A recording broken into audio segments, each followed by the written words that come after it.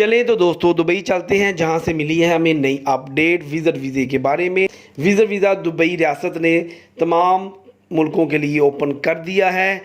जैसे सुनने में पहले आया था कि 20 साल से 40 साल की उम्र के हजरात का वीज़ा नहीं लगेगा, बल्कि 99% केस रिजेक्शन हो रही थी।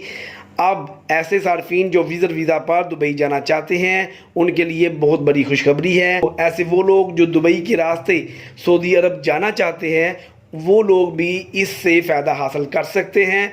आप विज़िट वीज़ा हासिल करने के लिए हमारी सर्विस इस्तेमाल कर सकते हैं।